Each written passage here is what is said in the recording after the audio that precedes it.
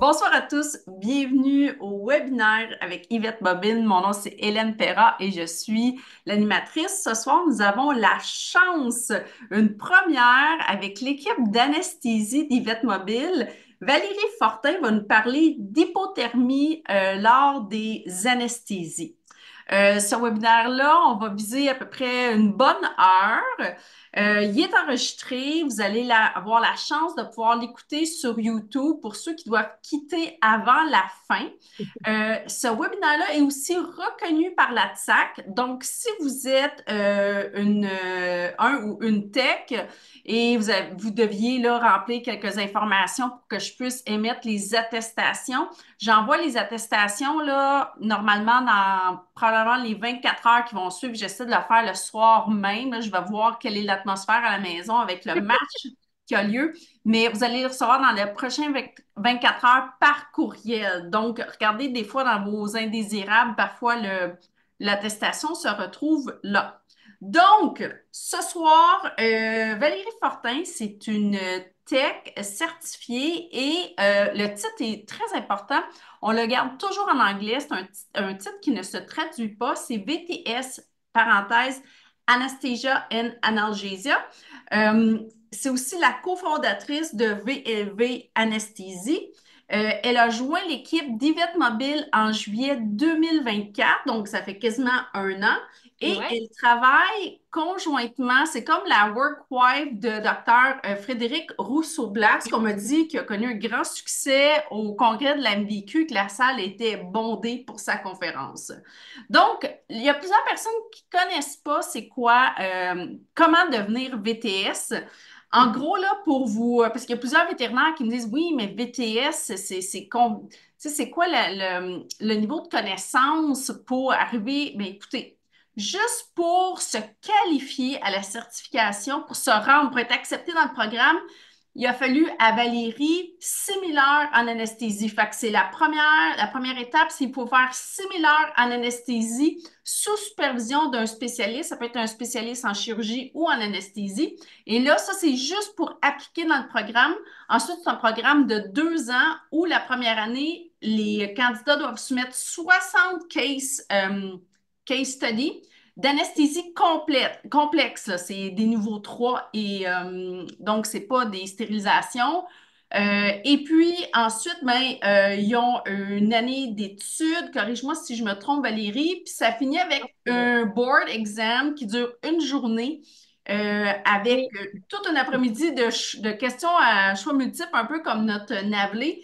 Donc, c'est pour ça que Fred et elle font un si bon tandem. Ils ont vraiment une expertise là, poussée juste ben, vraiment tout ce qui entoure anesthésie puis les patients qui peuvent présenter des risques élevés. Donc, Valérie travaille conjointement avec Frédéric et je vais lui laisser la parole pour qu'elle puisse vous présenter ces deux grands axes de service. Est-ce que j'oublie quelque chose? Ah, juste avant de te laisser le micro, le dance floor, Valérie, le prochain webinaire, ça va être avec Dr. José Marcoux le 19 mai à 7 heures, comme d'habitude. Et puis, elle va faire la suite de sa conférence qu'elle a donnée à la MVQ, qui était la prise de décision lors de procédures en dentisterie. Et là, elle va continuer avec la résorption et les racines retenues. Vous pourrez vous inscrire là, dans l'infolette qui va suivre. Absolument, j'essaie de l'envoyer le mercredi qui suit le webinaire. Bon, ben, je pense que j'ai tout dit. Alors, parfait. Valérie, je te laisse présenter tes services. Excellent, parfait. Fait que bienvenue tout le monde. Merci d'être là malgré le match supposément intéressant du Canadien. Moi, je connais pas euh, au moins la fin. Fait que ben merci d'être là. Je vais espérer être aussi captivante que ce super match. Donc, aujourd'hui, on va parler de hypothermie, comme José a dit. Donc, hypothermie dans un contexte d'anesthésie générale et de sédation profonde. Donc, on va essayer de démystifier un peu tout ça, puis de vous en faire connaître un petit peu plus là, sur ce sujet-là. Euh, donc, avant de commencer, comme Hélène a dit, on va juste prendre le temps là, de présenter nos services. Donc, en tant qu'équipe d'anesthésie mobile, qu'est-ce qu'on fait au juste là, pour vous appuyer dans vos pratiques? Donc, on a un premier volet de formation. Donc, on se déplace vraiment dans les établissements pour donner de la formation. On fait des observations cliniques aussi, donc on peut se faire une journée complète avec des procédures, diviser ça en deux là, avec aussi des formations théoriques, comme vous pouvez voir sur la photo. Donc, on peut faire des formations en équipe, donc Dr Rousseau-Blas et moi, vraiment pour les équipes vétérinaires et techniques, ou je peux me déplacer aussi pour faire uniquement de la formation pour vos équipes techniques. C'est quelque chose qui est possible aussi. Donc, mise à jour des connaissances techniques, donc comment on devrait adapter là, nos gestes techniques aujourd'hui en 2025 avec toutes les nouvelles connaissances qu'on a pour être capable de prévenir des complications, puis être capable de mieux lire nos appareils de surveillance. Donc, il y a un volet aussi sur la surveillance anesthésique. Donc, beaucoup de gens s'achètent des nouveaux moniteurs, mais c'est un petit peu complexe au début là, d'être capable d'interpréter les valeurs qu'on obtient. Fait que ça, c'est une formation qu'on peut faire aussi là, avec vos équipes techniques. Fait que ça, c'est notre premier volet de service. On a aussi un autre service qui est le support anesthésique en présentiel. Donc, je me déplace vraiment avec tout. Là, j'ai toutes mes drogues, le moniteur, ventilateur, pompe, pousse-seringue. Puis le protocole anesthésique est vraiment fait par Dr Rousseau-Blas. Donc, moi, je me déplace dans les établissements pour supporter votre équipe technique puis m'assurer de réaliser l'anesthésie. Puis, ben, en fait, je viens mettre en place, là, si on veut, le protocole qui a été fait par Dr Rousseau-Blas. Fait que ça, c'est quand même très apprécié des équipes, là, veux pas. Je suis là pour m'occuper 100% de l'anesthésie, donc tout le monde peut se concentrer uniquement sur la procédure. Ça fait quand même une bonne différence quand, en dentisterie, la tech peut se concentrer uniquement sur la dentisterie, le vétérinaire aussi sur ses extractions et tout, puis qu'il y a déjà une équipe là, qui gère l'anesthésie du patient. Fait que généralement, c'est bien apprécié. Puis je vous ai juste mis un exemple là, de rapport qu'on envoie après avoir fait une journée d'observation dans les cliniques. Donc, on vous envoie vraiment un rapport d'observation clinique qui est personnalisé. Donc, vraiment, tu sais, on observe, on fait le tour aussi des machines, de vos équipements, puis de comment vous travaillez. Donc, on vous regarde vraiment faire là, pour les premières procédures. Puis à ce moment-là, on est capable là, de vous faire des recommandations à mettre en place là, par ordre de priorité dans vos établissements. Fait que généralement, très apprécié aussi par les équipes. Fait que c'est vraiment, vraiment personnalisé pour chacun. Fait que voilà pour nos services. C'est tout écrit aussi là, sur notre site Internet. Fait que si jamais vous voulez aller voir là, sur le yvettemobile.com ou vous pouvez nous rejoindre là, par courriel. On est facilement accessible. Donc voilà, on va commencer avec notre sujet d'aujourd'hui, donc l'hypothermie. Fait que les objectifs de ce soir, en fait, là, ben, la reconnaissance de l'hypothermie, tout d'abord. Vous allez voir que on pense toujours que l'hypothermie, c'est des températures beaucoup plus basses que ce que c'est réellement. Donc, comment on peut la reconnaître, l'hypothermie? C'est quoi les valeurs normales de température d'un patient? C'est quoi les conséquences de l'hypothermie? Puis après ça, ben, on va vous donner des petits trucs, là, comment on fait pour la prévenir, comment on fait pour la traiter. On a mis plein d'images là, de comment nous, on s'organise là, selon les équipements qu'on a dans les cliniques. Parce que, évidemment, je me déplace avec tout, mais pas une machine d'anesthésie et pas non plus des machines de réchauffement actif. Fait qu'on va vous montrer différents petits trucs selon ce que vous avez en clinique. Alors voilà. Fait que, juste une petite mise en contexte, là.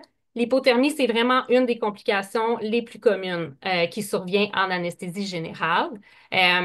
Donc, l'hypothermie affecte 89% des chiens quand même, 98% des chats. Donc, si ce n'est la plus commune, là. malheureusement, tu sais, ben, c'est ça, nous, on se promène beaucoup là, dans les établissements pour faire de la formation, donc on voit un peu comment tout le monde travaille. Il y a des endroits encore qu'il n'y a pas beaucoup de sources de réchauffement actif ou pas beaucoup de prévention de l'hypothermie qui sont mis en place. Fait que c'est sûr que ça peut expliquer un peu ces valeurs-là qui sont quand même un peu épeurantes. Puis selon vous, ben là, j'avais une petite question, mais c'est sûr qu'en webinaire, c'est peut-être un peu compliqué, mais est-ce que les valeurs normales de température pendant une anesthésie générale sont différentes que chez un patient qui est réveillé? J'en profite pour boire une gorgée d'eau, mais je vais continuer tout de suite. Donc, les valeurs sous anesthésie générale devraient être les mêmes qu'un patient qui est éveillé. Donc, la température corporelle des patients, c'est 38,5 plus ou moins 0,5 à 1 degré. Ça diffère là, selon les différentes sources, mais ça tourne pas mal toujours autour de ça. Si on, tu sais, un chien par référence, 37,5 normalement à 39,2 comme température normale. Puis un chat, là, ça varie de 37,8 à 39,5. Donc, on est pas mal là-dedans, là, le 38,5 à plus ou moins 0,5 à 1. Donc, c'est les températures qu'on devrait viser pendant une anesthésie générale. On a le petit tableau ici qui vous montre en fait là, pourquoi la température diminue autant que ça dans un contexte d'anesthésie. Donc, quand on n'est pas, tu sais, on voit en haut normal, ça veut dire on est réveillé. Donc, on a tous les processus là, pour maintenir donc la thermorégulation là, qu'on appelle, fait que pour maintenir la température corporelle. Puis tout ça, malheureusement, est écarté pendant l'anesthésie. Donc, c'est pour ça qu'on a des plus grandes variations de température et que la température diminue. Donc, l'hypothermie, on la catégorise comme étant légère quand ma température est entre 38 et 36,5 degrés Celsius. Modérée, 36,5 à 34. Puis une hypothermie est vraiment sévère quand je suis rendue en dessous de 34 degrés Celsius, que j'espère qu'il ne vous arrive pas trop souvent. Euh, les conséquences de l'hypothermie ben, vont être de plus en plus importantes, évidemment, plus la température du patient diminue. Puis tout ça, ça va vraiment débuter, donc les processus là, de perte de chaleur, puis la thermorégulation va être affectée dès l'administration de la prémédication ou de la sédation si on est dans un contexte de sédation profonde. Euh, Fait que les conséquences de l'hypothermie sont quand même assez nombreuses. Je vais toutes vous les donner ici, puis après ça, on va pouvoir les décortiquer un tout petit peu. Fait que augmentation de la profondeur anesthésique, un réveil qui va être prolongé. Ça provoque aussi des troubles de coagulation, puis ça augmente la viscosité sanguine. Les risques d'infection de plaies, retard de guérison des plaies. Augmentation de la consommation en oxygène, puis ça augmente le risque d'hypoxémie. Ça crée des dépressions cardio-respiratoires, puis ça augmente l'inconfort du patient. Fait que si on va avec vraiment chacune des conséquences là, de l'hypothermie, fait que quand on parle de l'augmentation de la profondeur anesthésique, c'est qu'en fait, ça diminue la concentration alvéolaire minimale des agents anesthésiques volatiles. Ce qui veut dire que plus mon patient devient froid, donc plus sa température corporelle diminue, moins il a besoin d'isoflurane ou, bon, sévoflurane si vous en avez, moins il y a besoin d'isoflurane pour rester endormi. Ça veut dire que si j'ajuste pas mon vaporisateur selon sa température, ben, mon patient risque de devenir rapidement trop profond. Si un patient est trop profond sous anesthésie, ben, on va aller se causer d'autres problèmes. Donc, la bradycardie, l'hypotension, l'hypoventilation. Fait qu'on fait vraiment juste augmenter nos risques de complications en plus de l'hypothermie. Donc, je vous ai juste remis le petit tableau ici. Euh, à force de se promener là, dans les cliniques, on voit que c'est pas tout le monde, là, c'est pas toutes les équipes qui sont à l'aise avec la détection d'une profondeur anesthésique adéquate ou non. Fait que, tu sais, on voit dans le stage 3, là, si on veut, je sais pas si vous voyez ma souris, mais Si vous allez dans Stage 3 médium, c'est vraiment la profondeur anesthésique qui est adéquate. Fait que si on regarde la position des yeux, donc j'ai vraiment une rotation du globe. Donc mon globe va être vraiment en rotation ventro-médiale.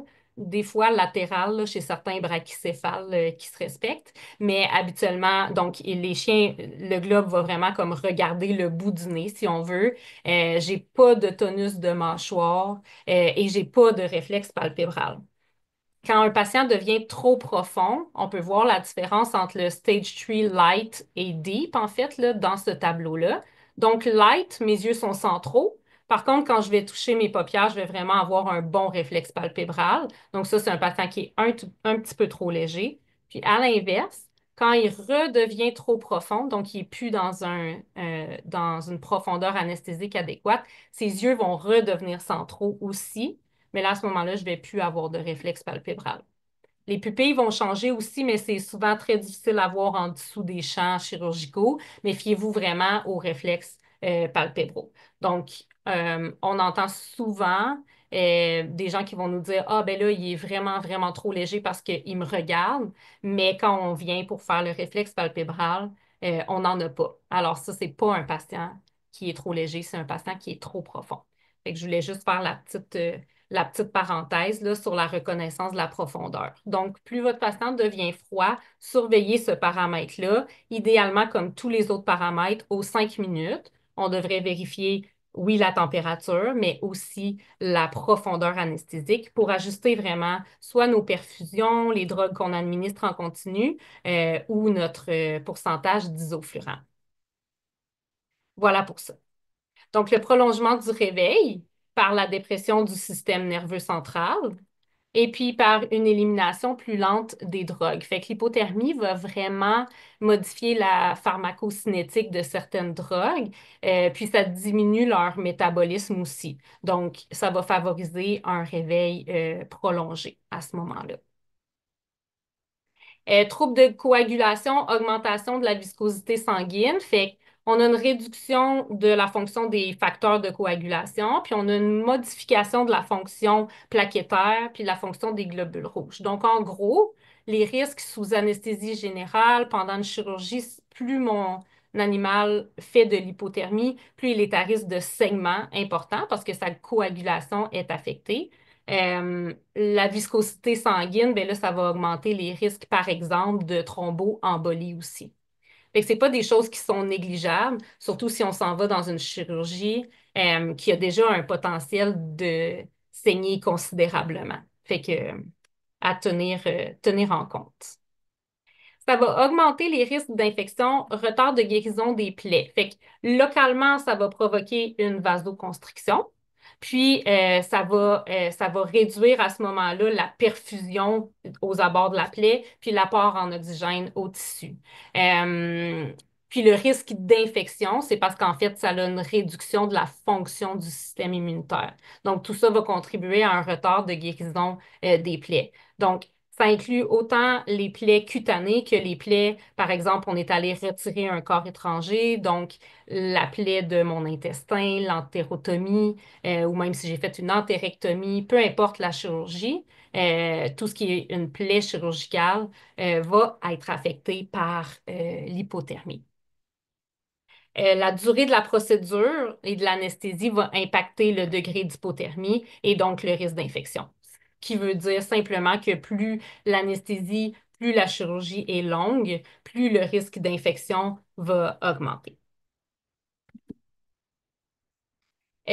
Ça augmente les risques d'hypoxémie au réveil. C'est quelque chose qu'on ne pense pas nécessairement, mais si mon patient se réveille en tremblant, un peu comme elle, la pauvre petite cocotte, qui se réveille avec son nouveau bébé en plus, il y a quoi être traumatisé, bienvenue. Augmentation des risques d'hypoxémie pour elle parce que sa consommation en oxygène est vraiment, vraiment augmentée par ses frissonnements présentement. Fait que ces patients-là devraient être suivis par une prise de SpO2 ou au minimum supplémentée en oxygène. On dit que ça peut augmenter leur consommation d'oxygène de presque 400%. Fait que c'est non négligeable. Augmentation de l'inconfort suite au réveil. Fait qu'il y a il y a des études en médecine humaine, là, c'est dur à faire en médecine vétérinaire, mais qui demandaient vraiment aux gens, c'est quoi votre plus grande source d'inconfort suite au réveil? Donc, les gens disaient pas qu'ils avaient mal, c'était pas la douleur, là, c'était vraiment l'hypothermie, donc le fait d'avoir froid et les nausées. Donc, c'est sûr que ça, c'est pas agréable non plus. Donc, ça va augmenter l'inconfort des patients après leur réveil, donc quand ils vont reprendre conscience. Puis, il faut aussi garder en tête que si je viens de faire, par exemple, une grosse chirurgie, une excision de chaîne mammaire, une chirurgie abdominale, puis que mon patient se réveille, puis qu'il n'arrête pas de frissonner, ben évidemment, ça va lui faire mal aussi là, par les tremblements musculaires. Fait que je vais vraiment risquer d'augmenter son inconfort à ce niveau-là aussi. Fait que pour le bien-être du patient, on essaie de pas les avoir qui se réveillent en tremblant comme on a vu sur le vidéo précédent. Dépression cardio-respiratoire, fait que ça va augmenter le risque de complications graves. Puis ça, c'est surtout aussi durant le réveil ou dans la phase post-opératoire. Quand pour aller chercher notre prochain patient parce qu'on a d'autres chirurgies qui attendent. Il nous en reste 4 à faire. Puis notre petit chat froid, ben, on va aller le reporter dans sa cage. Il est encore froid, mais lui, il est encore vraiment, vraiment très, très, très à risque parce que l'hypothermie va lui causer certainement une dépression cardio-respiratoire. Fait que, tu sais, j'ai comme ici le petit chat qui se réveille. Lui, on le voit, il y a encore le warm touch qu'on appelle, là, donc la couverture à air chaud ce qui veut dire qu'il est clairement encore froid. Donc, ce patient-là va vraiment avoir besoin d'être très, très bien surveillé avant d'être remis dans sa cage. Donc, généralement, on conseille d'attendre qu'il soit normotherme, évidemment, avant de retourner en cage sans surveillance, mais aussi qu'il ait un état mental adéquat. Donc, ce qui n'est pas le cas avec ce patient-là, il est vraiment pas prêt à être seul. Valérie, je Oui, peux te poser une question reçue? oui, Est-ce normal de voir les patients prémédiqués avec du gabapentin et trazodone déjà à la limite basse en oui. pré-op? Oui. Donc, c'est vrai que ça arrive chez certains patients, là, quand ils sont très, très, très sédatés par ces deux médications-là, on va voir que leur température est déjà basse. Donc, dans un monde idéal, un patient ne devrait pas aller sous anesthésie générale s'il est instable. Donc, instabilité, ça veut dire tout ce qui est cardiovasculaire, mais ça veut dire aussi la température. Donc, ces patients-là, ça nous arrive on les réchauffe avant l'anesthésie générale parce que, évidemment, quand on va leur redonner des drogues, une prémédication, quand on va les induire, les mettre sous anesthésie, la chute de la température va malheureusement pas arrêter. Donc, souvent, c'est des patients qu'on va réchauffer. Puis, on va mettre une petite note dans le dossier que la combinaison trazo-gabapentin, c'était peut-être un peu trop intense pour ce patient-là. On va soit diminuer nos doses ou donner juste un des deux la prochaine fois. Mais là, on les a, il est déjà trop sédaté, puis il est froid. Donc, le mot d'ordre, là, c'est de vraiment le réchauffer avant de lui administrer quoi que ce soit d'autre. Euh, donc là, on tombe dans la partie prévention, traitement de l'hypothermie. Pour comprendre en fait comment prévenir l'hypothermie, comment la traiter, ben, il faut comprendre les phases de perte de chaleur. Fait qu'il y a 4 différentes phases là, par lesquelles nos patients vont perdre de la chaleur. 3 différentes phases, excusez, c'est 4 mécanismes de perte de chaleur. Fait que 3 phases. Fait que la phase 1, c'est vraiment la phase rapide. Donc, on voit sur la courbe, là, ça descend vraiment rapidement. Donc, la phase 1, c'est toute la redistribution de la chaleur du centre, donc le corps central, vers la périphérie. Fait que c'est bien décrit là, avec les deux graphiques qu'on a ici. Donc, la chaleur de mon patient va vraiment être redistribuée en périphérie. Là, tout dépendant de ce que vous utilisez comme prémédication, donc l'acépromazine, on le sait, ça fait une vasodilatation de nos vaisseaux en périphérie. Donc, à ce moment-là, la chaleur va être redistribuée beaucoup plus rapidement chez ces patients-là. Et la phase 1 va vraiment arriver tout de suite, drastiquement, après l'administration d'acépromazine.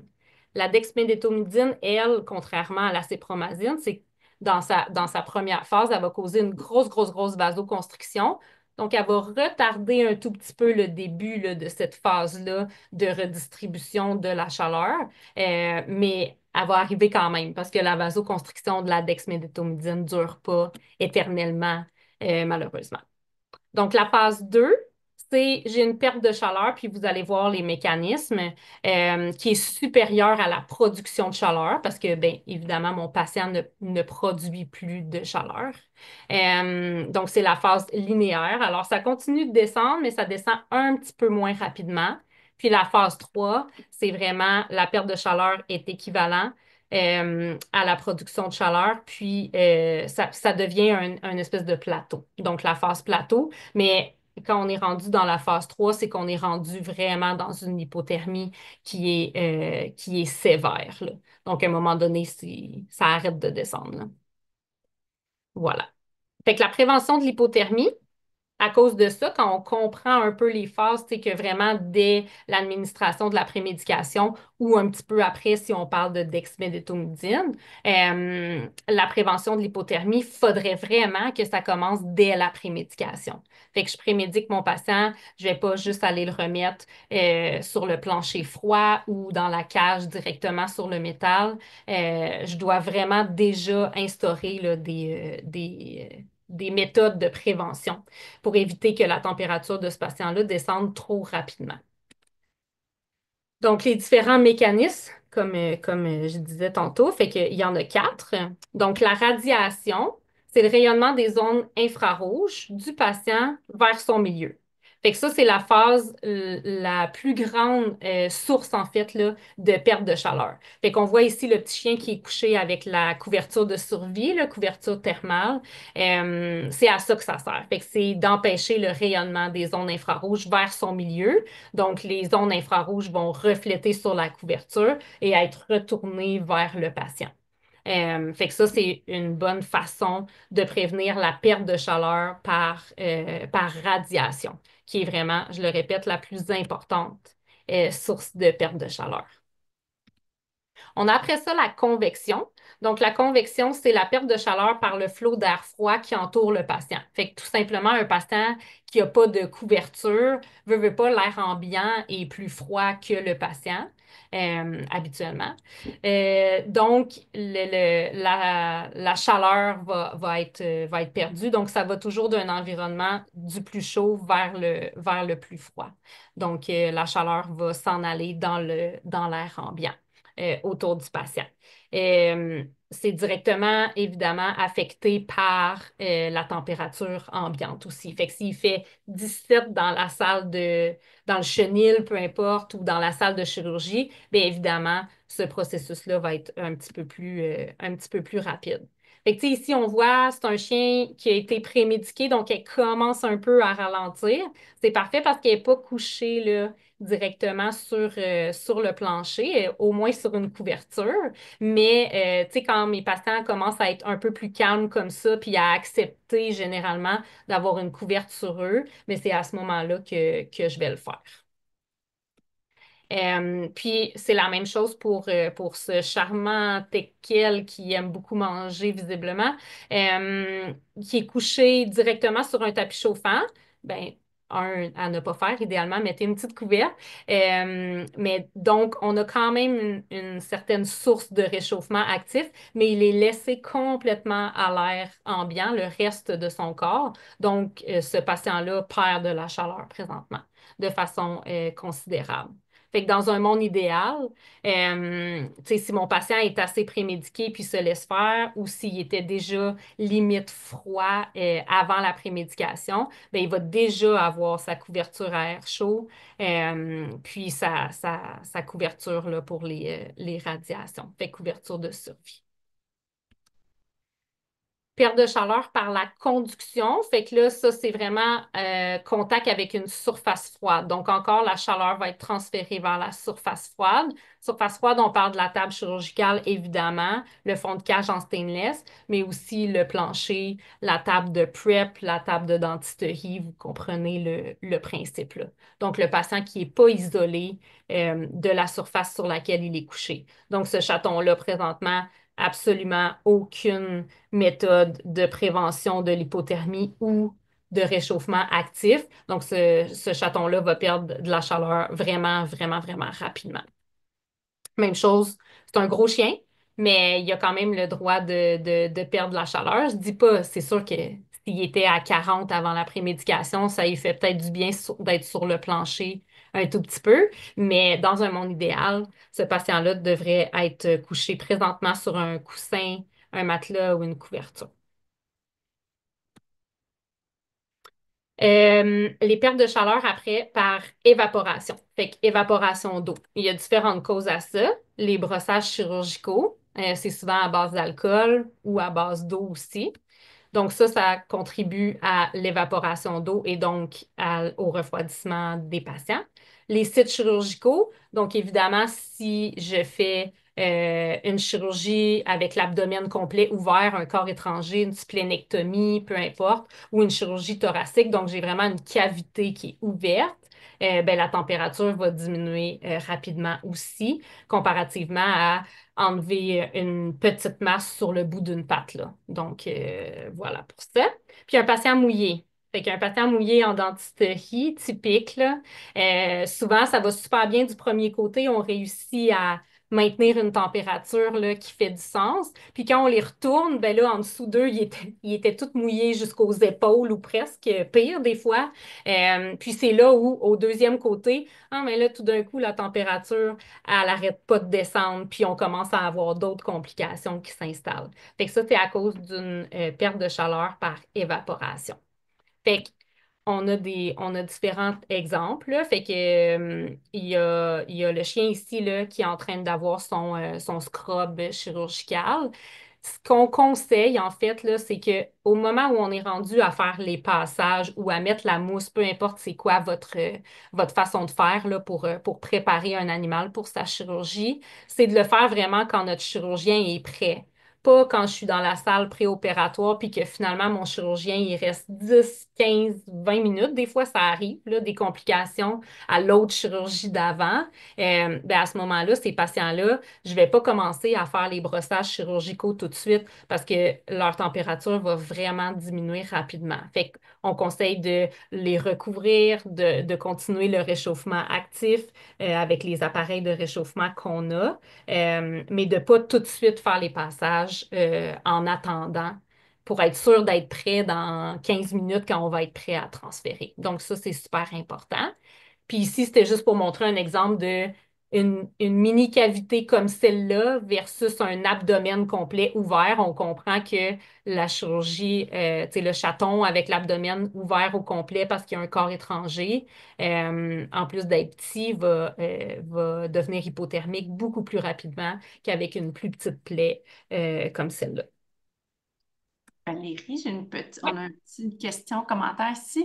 oui, J'ai déjà entendu dire que les salles de chirurgie devaient avoir une température plus froide afin d'éviter oui. la contamination bactérienne.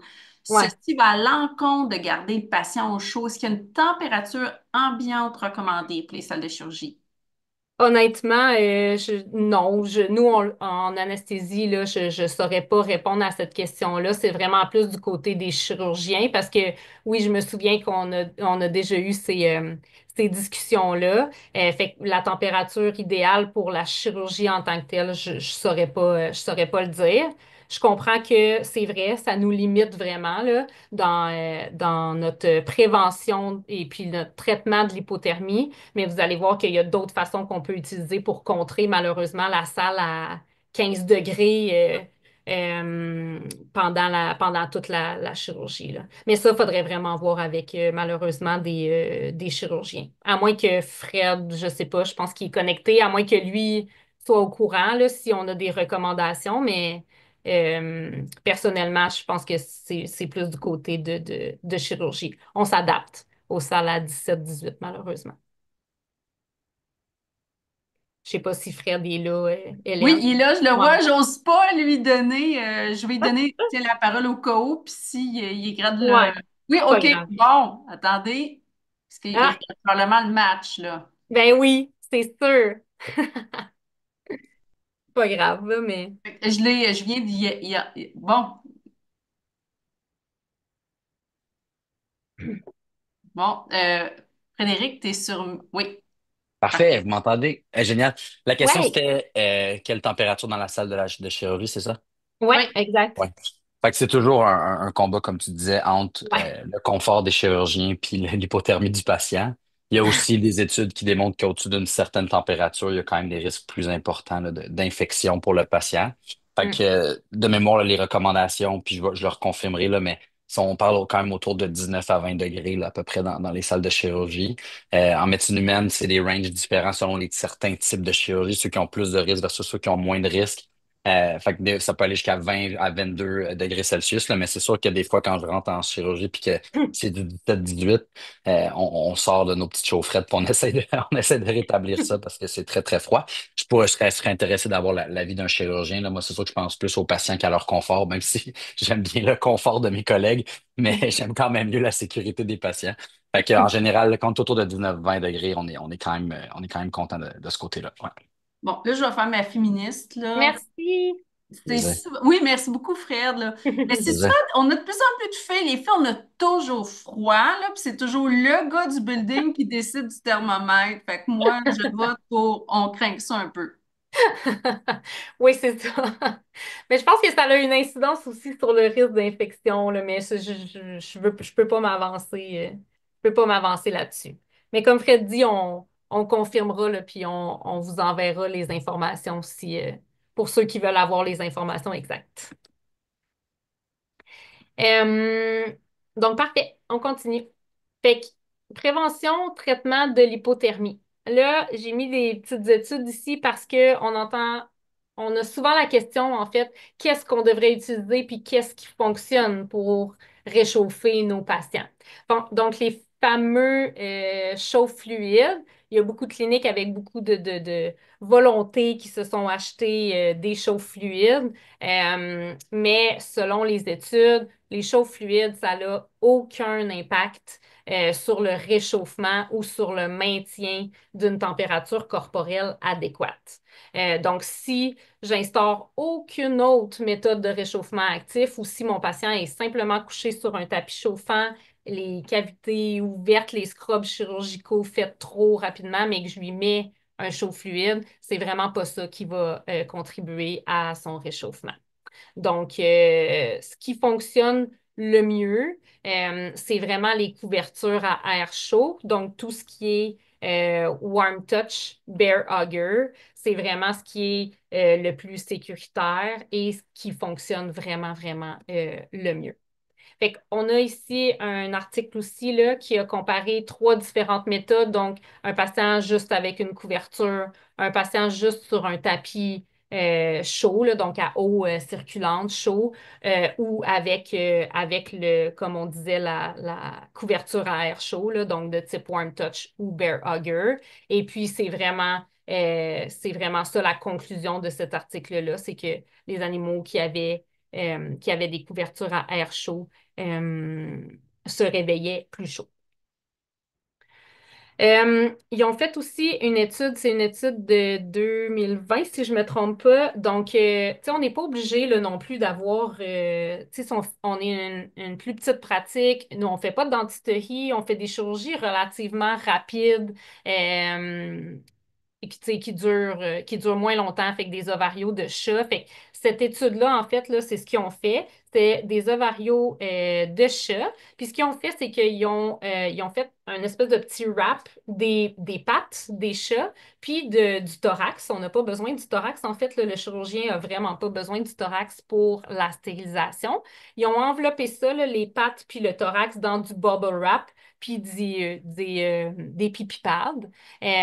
Puis, ils se sont rendus compte là, que ça réduisait considérablement les risques d'hypothermie péri-opératoire. Fait que, tu sais, ça peut quand même être des petits trucs à instaurer dans des pratiques si on veut pas nécessairement tout de suite dépenser là, dans les gros appareils de réchauffement actif si vraiment notre pratique est pas adaptée à ça. Parce qu'on fait juste des petites chirurgies, par exemple. Ben, petite étant courte, là, je veux dire. Voilà. Fait ici, on peut voir vraiment la comparaison j'instaure là, le réchauffement actif dès la prémédication, donc pre-warm qu'on appelle. Fait que c'est vraiment comme la courbe en rose, là, en haut. On voit à ce moment-là que la température va diminuer vraiment moins drastiquement. Puis vous avez là, les différentes façons là, de réchauffer ensuite. Tu sais, on voit que sans pré-warm, donc mon animal y est prémédiqué, puis de la prémédication jusqu'au transfert en chirurgie, parce que c'est souvent ça qu'on voit, même en salle préopératoire, pour la préparation du patient, il n'y a pas vraiment de méthode de réchauffement actif ou de prévention de la perte de chaleur qui est mis en place. Donc, on voit que ça descend vraiment, vraiment, vraiment rapidement et très, très bas aussi. Donc, c'est pour ça qu'on dit que c'est important là, que dès la prémédication, on instaure déjà les méthodes de réchauffement actif. Fait que là, On a on une part petite dans les petites photos. T'avais-tu une question? Je pense oui, hein? Oui, on a une petite Ouais. question. OK. Est-ce que vous mettez une couverture à air chaud pendant la chirurgie? Et la raison pourquoi la question est posée, c'est qu'il n'y a pas un risque, ça n'augmente pas le risque d'infection à cause de la circulation d'air. Hum, ouais. Fait que, effectivement, c'est une bonne question. Oui, on met des couvertures à air chaud pendant la chirurgie. Par contre, on les démarre pas tant que le drapé chirurgical est pas fait. Donc, ce qu'on fait, là, c'est qu'on l'installe sur le patient ou on peut même la mettre en dessous du patient, puis coucher, là, quand c'est un petit chat ou un petit chien, on peut même les coucher directement dessus. Vous allez voir, j'ai une image avec ça. Puis les deux côtés là, de la couverture à air chaud, quand on va la démarrer, vont vraiment venir là, faire une espèce de petit effet enveloppant sur un petit, petit patient. Ça, c'est vraiment, vraiment génial pour maintenir une température. Mais ce qu'on fait, c'est on attend que le chirurgien ait mis tout son drapé chirurgical. Donc là, à ce moment-là, quand je pars ma couverture à air chaud, tu sais, même si je fais bouger de la poussière ou du poil, c'est vraiment, ça reste collé sur le patient parce que l'extérieur et le site chirurgical est protégé là, par le drapé. Fait que oui, on les utilise pendant les chirurgies. Puis ça, tu sais, dans tous les centres de référence aussi là, dans lesquels on a travaillé avec des chirurgiens spécialistes, là. Donc, ouais, voilà. Euh, donc, cette On a, photo-ci, là, oui, il y a une autre excuse-moi. question. Parfait. Oui, c'est sur comment ça fonctionne, cette couverture-là? Donc, la couverture à air chaud. J'ai l'impression que oui.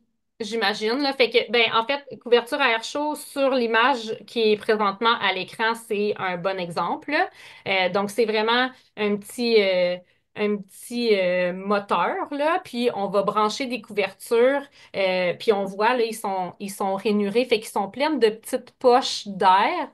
Le petit moteur, là, va souffler vraiment dans un tuyau jusque dans la couverture de l'air chaud à température contrôlée, la température fixe. Ça dépend des appareils. Il y en a qui vont jusqu'à 43 degrés, d'autres 48, là, si je ne me trompe pas. Puis ça va vraiment distribuer là, de la chaleur autour du patient. Et là, c'est la question qui vient toujours. Oui. C'est où qu'on peut se procurer? Ah, ben là, je travaille pas pour aucune compagnie quand même, là, mais j'ose imaginer que Dispomed doivent en distribuer, là. Donc, si vous voulez avoir les noms, là, fait que c'est soit le Warm Touch ou sinon Bear Hugger. Ça se trouve, ça peut se trouver là, relativement facilement. Euh, Puis ce que je voulais montrer là, sur cette image-là, c'est qu'il existe des espèces de petits adapteurs. Là, c'est pas une clinique qu'on a déjà visitée, cette photo-là, mais on l'a déjà vu dans certaines cliniques, le petit adapteur là, qu'on peut mettre vraiment sur la porte de cage pour pouvoir brancher notre couverture, mais garder la porte fermée. Parce que les gens sont très imaginatifs, là. On ferme la porte avec un peu de cligne pour que, tu sais, pour que le patient puisse pas sortir, mais c'est sûr qu'il y a toujours des risques, là. Donc, le petit adapteur, je le trouvais très intéressant. C'est pour ça que je voulais vous le présenter. Fait que c'est un petit setup qu'on peut avoir suite à la prémédication ou suite au réveil, si j'ai encore un réchauffement actif là, suite au réveil qui est nécessaire parce que mon patient n'est pas normotherme. Y avait-tu d'autres questions? Je pense que oui, hein? Mais je les vois popper, mais.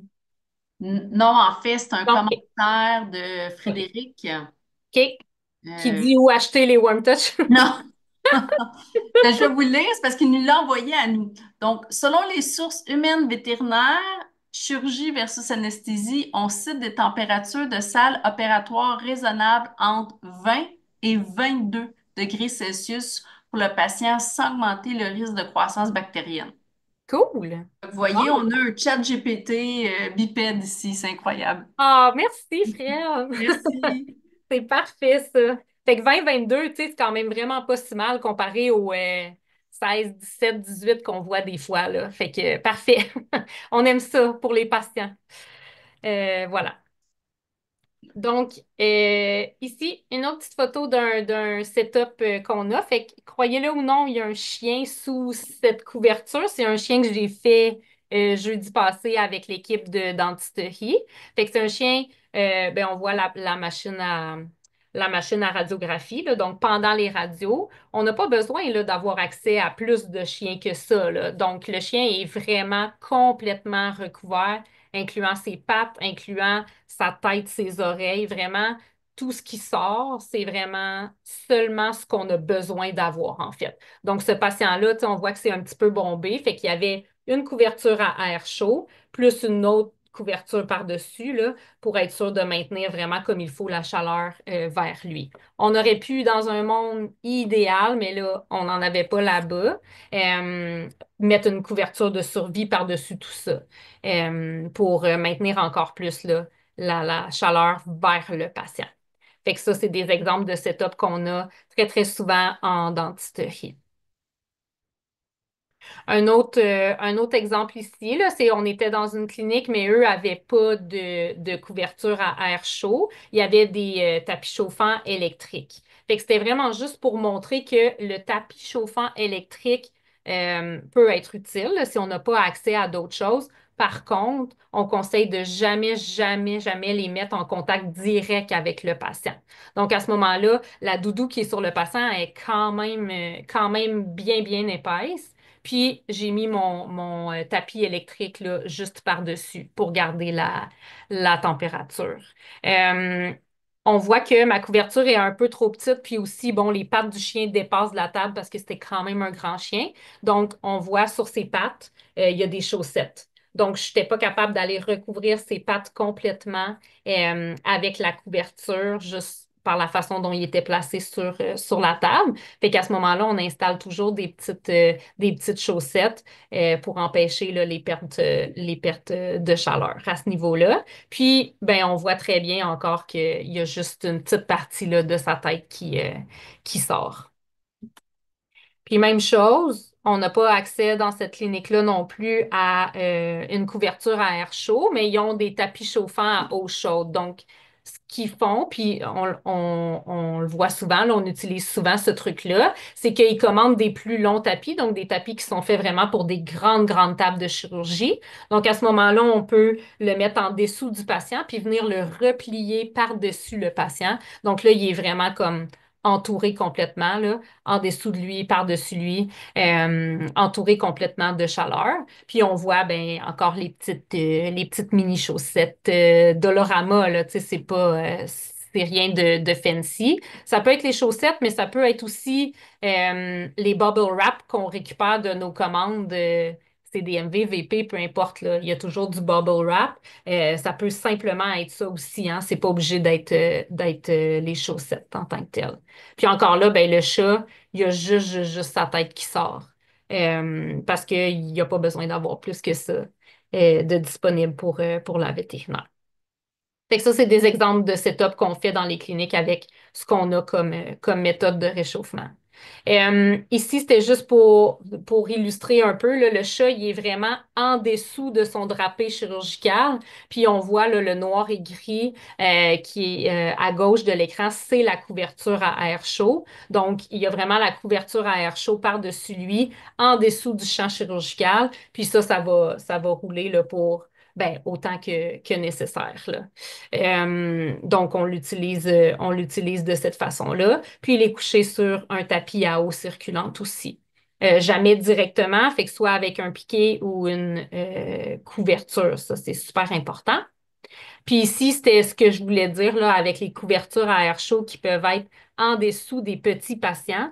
Les patients sont pas obligés d'être minuscules comme lui. Là. Lui, c'était vraiment exceptionnel, mais ça fonctionne vraiment bien sur les petits chiens, les petits chats. Puis quand c'est en dessous là, d'un champ chirurgical, c'est ça, ça va vraiment faire un petit emballage là, autour de l'animal quand on l'allume, sans risquer d'être dangereux là, pour la chirurgie. Puis ça recouvre plus de surface parce que si c'est une chirurgie abdominale, je peux mettre ma couverture à air chaud seulement sur le thorax ou la tête du patient. Donc, il y a vraiment tout le bas de son corps que je suis pas capable d'aller bien réchauffer. Donc, en le couchant là, vraiment sur sa couverture à air chaud, ben, je suis capable là, d'avoir une source de chaleur efficace partout autour de mon patient.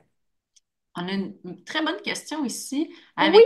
Avec toutes ces couvertures, est-ce que ça ne vient pas complexifier, ça rend pas le suivi anesthésique plus difficile?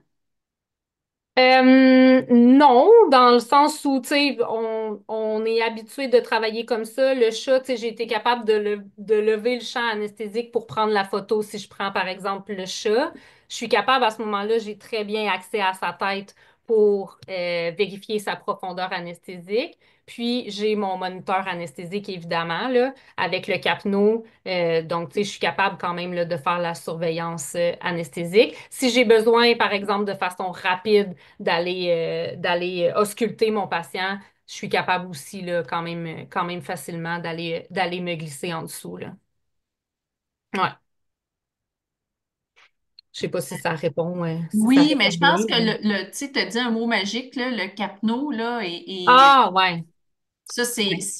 d'ailleurs, vous donnez une formation, là, ça, j'encourage vraiment toutes les équipes à vous booker, vous donner Hmm. les formations, tu l'as dit tantôt, là, mais en présentiel, mais aussi, vous pouvez les faire à distance avec Teams ou Zoom, là.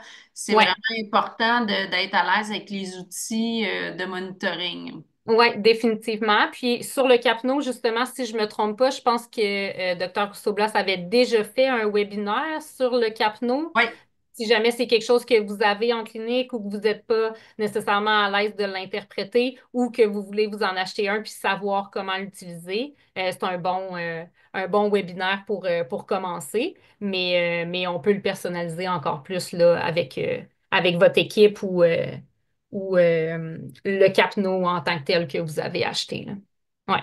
Fait que, tu sais, c'est sûr que si j'ai pas de capno puis que j'ai besoin de surveiller la fréquence respiratoire de mon patient, ben évidemment, c'est moins l'idéal. Faut que je lève toujours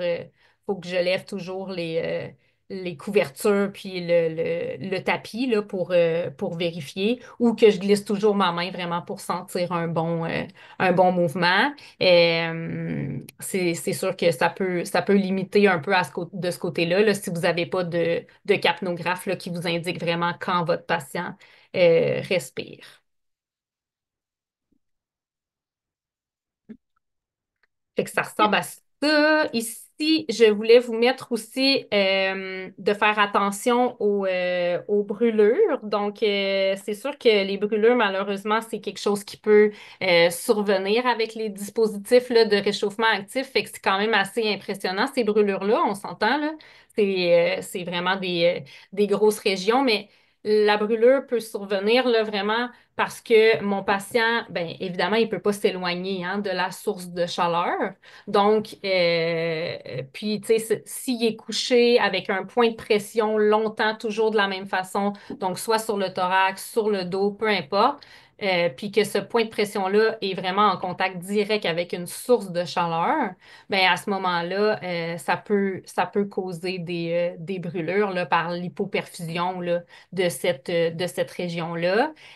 Ça peut causer des brûlures aussi par contact avec les objets métalliques, donc les pinces à ECG, les colliers. Donc, à ce moment-là, il faut faire attention, là. Les pinces à ECG, on peut les installer sur le bout des pattes. Donc, au lieu d'aller vraiment les installer dans les aisselles, on les installe au bout des pattes. On peut même les installer au bout des oreilles. Ça va fonctionner quand même. Puis, à ce moment-là, ça vous permet de garder votre réchauffement actif sur le patient. Enlever évidemment toujours les harnais, toujours les colliers pour éviter les risques là, à ce niveau-là. Voilà. Fait que ça ressemble à ça. Une question qui n'est pas facile, là, mais est-ce qu'il y a un poids maximum que tu peux mettre sur les mini-chiens là, en termes de couverture pour pas nuire à la respiration? As-tu un truc? Ben, ça revient toujours à notre fameux capno, malheureusement, là, dans le sens où, c'est comme si on regarde cette photo-ci, le chat, il y a un tapis à eau circulante par-dessus lui, mais on s'assurait avec notre capnographe que ce patient-là, de un, était encore capable de respirer, mais de deux, de se ventiler adéquatement. Donc, il était capable de prendre des bonnes inspirations et expiration pour éliminer son CO2 de façon adéquate. Si vous n'avez pas de capno puis que vous ne pouvez pas suivre l'état de ventilation du patient, ce qu'on recommande à ce moment-là, ce serait de venir rouler des plus grosses serviettes puis de les mettre vraiment de chaque côté du patient pour venir mettre le tapis par-dessus. Donc, à ce moment-là, le poids n'est pas directement sur le patient, mais c'est vraiment réparti sur les petits rouleaux de serviettes. Ça va quand même aider à garder la chaleur. Évidemment, pas trois chats plus loin que le chat, là, mais tu sais, raisonnablement, qu'on est capable de passer notre main puis qu'on est certain à ce moment-là là, qu'il n'y a pas de pression sur le thorax du patient. Mais si vous avez un capno, essayez-le. Évidemment, c'est pour ça que sur le micro-chien dans le CT scan là, qu'on voit ici, c'est pour ça que lui, ben, la couverture à air chaud n'est pas très lourde, là. C'est qu'on avait besoin d'avoir accès au patient, mais c'est pas vraiment un patient qui aurait toléré de faire recourber là, le tapis chauffant par-dessus lui. Fait que c'est vraiment, donc ma réponse est, je m'adapte selon mon capno et mon état de ventilation, ou sinon, j'utilise des petites méthodes pour essayer de diminuer le poids directement sur le thorax de mon patient. Il y a quelqu'un qui nous dit aussi en commentaire, travailler avec de faibles débits d'oxygène, c'est primordial et j'insiste beaucoup auprès des étudiants. Oui, c'est vrai. Encore là, ben, des faibles débits étant de calculer le débit d'oxygène parce que c'est pas tout le monde qui le fait. Là. Tu sais, souvent, on voit, on va être sur le circuit Bain, puis ben, tout le monde est à 2 ou 3 litres, mais il y a un calcul à faire, là, donc de millilitres par kilo par minute. Puis si on utilise ce calcul-là, effectivement, on va moins contribuer à l'hypothermie. Donc, ça ne va pas réchauffer nos patients d'utiliser des débits d'oxygène adaptés à leur poids, mais évidemment, l'oxygène qu'on leur envoie, si j'envoie 3 litres par minute à mon mini-chat ou mon petit chien qui est dans le scan là, ben, je vais vraiment contribuer à le refroidir parce que l'oxygène est très, très froid, très, très sec. Donc, oui, c'est vrai, c'est un très bon point. Calculer vos débits d'oxygène. Ça fait partie de la formation des mises à jour techniques d'ailleurs. Euh, Fait qu'on avait nos photos de malheureusement brûlures. Fait que faites attention, mettez jamais, jamais vos dispositifs de réchauffement directement sur les patients. Puis mettez, tu sais, même si ça semble pas très, très chaud quand on met notre main, collez-les pas directement sur le patient. Veux pas, ils peuvent avoir la peau hypoperfusée, ils peuvent avoir une grosse, grosse, grosse vasoconstriction en périphérie à cause de l'hypothermie. Donc, si on vient vraiment coller des sources de chaleur, puis là, on pense à tout ce qui est disque chauffant, sac magique, c'est vraiment des dispositifs de réchauffement qui sont relativement dangereux pour nos patients. Donc, jamais, jamais, jamais coller directement sur le patient. Si je vais dans une clinique et que c'est ce qu'on a comme réchauffement, ben à ce moment-là, je mets une grosse couverture sur le patient, je mets les sacs magiques de chaque côté, mais je m'assure que les sacs magiques ne touchent pas au patient. Et par-dessus le patient et les sacs magiques un peu éloignés, là, je vais remettre une autre grosse couverture ou une couverture de survie pour renvoyer là, les radiations vers le patient. Mais jamais, jamais coller directement. On a quelques questions Ouais. ici. Est-ce que ça inclut les tapis à eau, ne pas coller directement? Oui, on recommande de mettre toujours quelque chose entre le tapis à eau aussi et le patient. Ouais. Puis les hot dogs, Hot dog aussi. parfait. Voilà, fait que ça ressemble un peu à ça pour ce soir. Fait qu'on va avoir fait quoi à 1 heure? C'est ça. C'est pas mal. Fait que tout le monde va pouvoir aller voir le match s'ils le veulent. Fait que, en conclusion, en fait, là, c'était vraiment juste pour faire comprendre aux gens que les conséquences de l'hypothermie sont multiples, beaucoup plus que ce qu'on peut imaginer, puis relativement importantes aussi. Euh, la prévention, beaucoup plus efficace que le traitement tardif. Donc, commencez à réchauffer, commencez à faire attention à vos patients dès la prémédication. Vous allez avoir beaucoup moins de travail à faire. Puis, au final, ça va quand même améliorer le roulement de vos journées parce que si vous perdez un ou une tech pendant 20 minutes à réchauffer le chaton qui est froid ou le Yorkie qui se réveille pas de sa dentisterie parce qu'il est très, très froid, ben à ce moment-là, le roulement de la journée est beaucoup plus affecté que si on avait instauré là, des petites méthodes de prévention pour l'hypothermie de ces patients-là.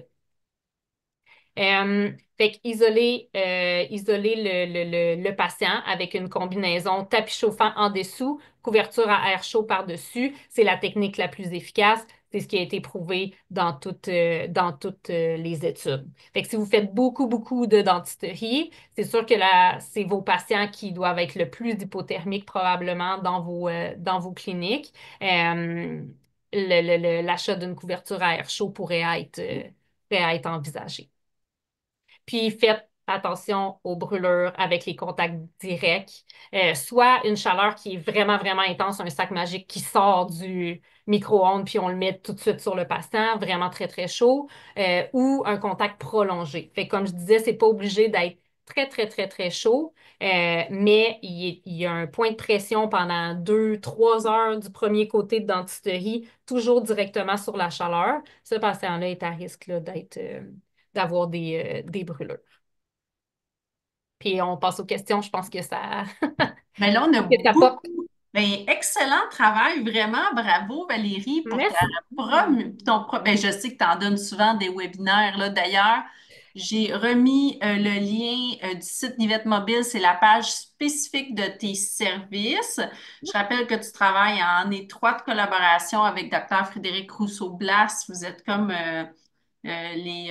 Hmm. l'hémisphère gauche et droite du Ouais. studio d'anesthésie d'Yvette Mobile. Donc, gênez-vous pas pour prendre, réserver.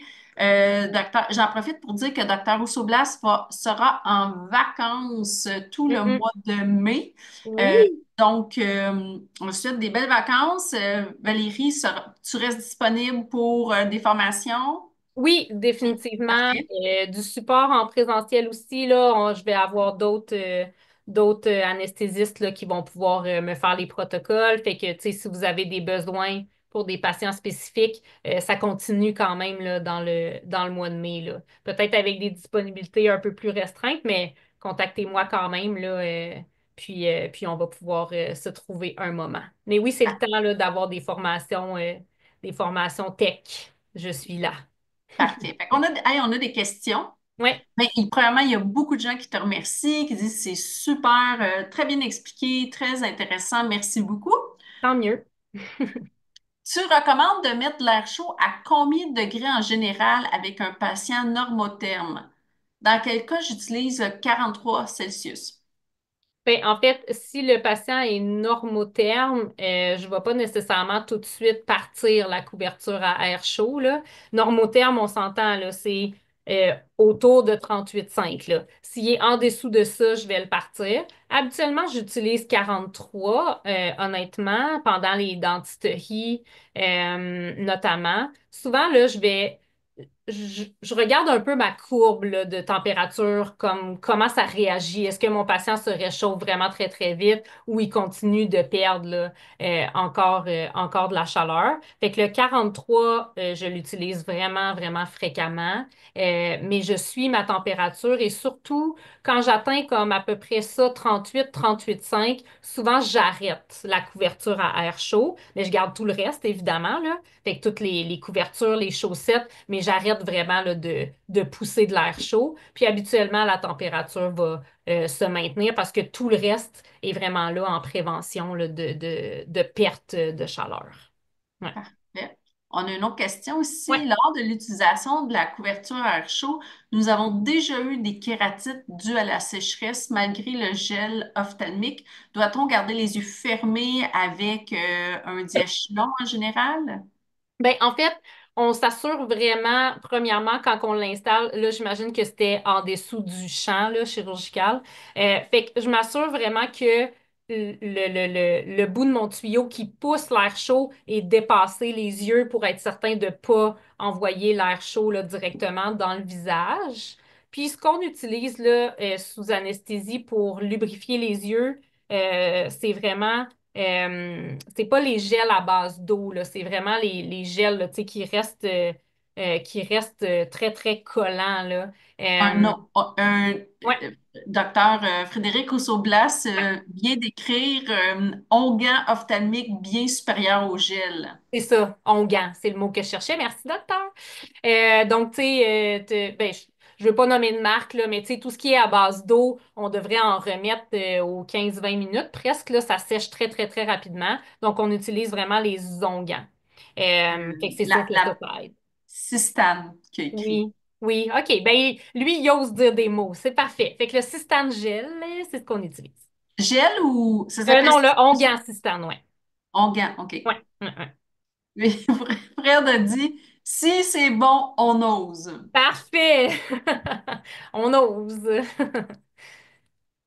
Parfait. Voilà. Est-ce qu'il y a d'autres Y avait-il d'autres questions? Mais il y a questions? quelqu'un qui Oh, demandait est-ce qu'on faut mettre une couverture entre le patient et la couverture à air chaud? non, la couverture à air chaud, habituellement, on met rien là, parce que c'est vraiment à air contrôlé. Puis, c'est ça, on s'assure vraiment là, que notre tuyau, quand il est dans notre couverture, là, est pas directement comme collé sur le patient. Tu sais, vraiment que la chaleur est répartie dans toute la couverture et non juste le tuyau collé directement sur le patient. Puis là, ma couverture, elle se déplie pas, là, si on veut, avec la chaleur dedans. Donc, mais si... celle-là, je la mets directement sur le patient. Ouais. Évidemment, je mets mes pinces à ECG ailleurs, donc sur le bout des pattes ou les oreilles, et j'enlève collier, harnais. Oui, Voilà. parce que la question qui vient juste d'apparaître, c'est parce qu'il y a un risque de brûlure. Oui, c'est ça, c'est avec les objets métalliques à ce moment-là. Puis Ouais. tu vérifies à combien de temps est-ce que tu vérifies pour éviter brûlure ou une fois que tu as enlevé les objets métalliques, c'est correct? Je vérifie toujours. Aux 5 minutes, quand je fais le tour de mon patient, je mets toujours, toujours ma main en dessous. Euh, mais je vais vraiment avec la température corporelle du patient aussi pour décider là, de diminuer ma température. Puis les pinces à CG, est-ce que tu les mets entre les interdigités? Honnêtement, oui, ça peut être interdigité, ça peut pincer les doigts aussi, ça peut être juste, tu sais, au niveau du carpe, au niveau du tarse, ouais. Mais entre les doigts, habituellement, là, les petits doigts palmés, ça tient très, très bien. Je mets je mets souvent des compresses, là, des gaz, comme pour protéger. Tu sais, c'est une peau qui est un petit peu plus fine, là, mettons les oreilles ou quoi que ce soit, juste pour pas que le patient ait des marques de pince à ECG, là. Mais c'est ça. Fait que oui. Super, ben merci Valérie. T'es vraiment Mais une. oui. On a le goût là, de faire des webinaires tous les soirs sur l'anesthésie. Parfait. Merci. Il y a Pas de plein de gens qui problème. t'ont dit vraiment un wow encore une fois, merci, un gros merci. Je vous Mais rappelle que Frédéric va être en vacances tout le mois de mai. Fait qu'on le pas laisse. sûr. Oui, puis il va être abroad, il va être dans un autre pays, ce n'est pas les États-Unis. Donc, on le laisse profiter de ses vacances bien méritées et Oui, Valérie demeure présente pour. Vous pouvez la rejoindre via son courriel que j'ai mis tantôt, anest@yvettemobile.com ou via le numéro de téléphone de Yvette Mobile. J'en profite pour dire que, rappelez, le prochain webinaire, c'est en dentisterie le 19 mai, 19h.